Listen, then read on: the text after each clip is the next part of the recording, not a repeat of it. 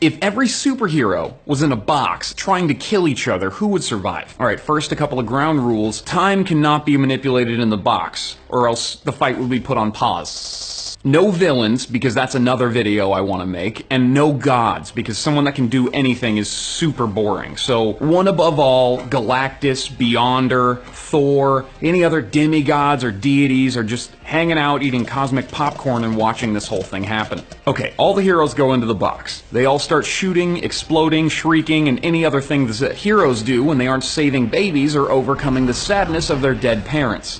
Which means infinite amounts of damage constrained within an inescapable constrained area. So who's left in the box after that? I think that only invulnerable heroes would remain, because regardless of your ability to output damage, your ability to sustain damage in this type of environment is what counts. That means anyone that can actually take damage dies. So everyone, including Batman, Daredevil, Doctor Strange, Franklin Richards, Kitty Pryde, Jean Grey, even Squirrel Girl. They're all vaporized.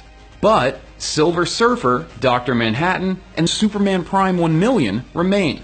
I'm sure that there's a few others, and you have a great argument for that, but after a 3-day internet search, this is what I came up with. I thought Century, but I saw a comic book where he died by having his neck snapped, so he is not on the list. In order to limit the amount of, in DC 1 million, Volume 1, Book 4, there is explicit. I'm going to include the strongest form of Superman, which is Superman Prime 1 million. While Superman is probably the most well-known comic book hero, his cousin Cal Kent is actually more powerful than he is. Superman gets his power from the sun. What if he sat in the sun for 15,000 years? That's what happened to Superman Prime. According to our friend Caleb's calculations, every 15 minutes Superman's sun dips, his powers get 3 times more powerful, which means a bunch of math. After spending 15,000 years in the middle of the sun, he comes out with a golden tan and a power level that's ridiculous. It's over 9,000! Silver Surfer isn't a god, but he is empowered by someone that's close enough. Norrin Radd was a normal man who volunteered to spend eternity finding planets for Galactus to eat in order to spare his home planet. Silver Surfer's power list is huge. He has no known weaknesses, and those abs. He should win this contest just for those abs. I'm not going to do that, but that dude P90Xs. Finally, Dr. Manhattan.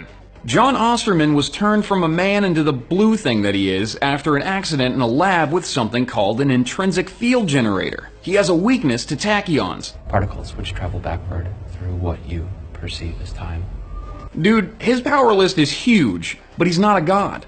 He doesn't create life. He doesn't even create underwear for himself sometimes. How does all this resolve? Okay, so Dr. Manhattan can create matter. He does that around the Silver Surfer, but Silver Surfer can just phase right through it. The Surfer shoots Dr. Manhattan with everything. Like everything. He just can do that. He just has like the power to like... But in spite of all that, nothing would happen. Reassembling myself was the first trick I learned.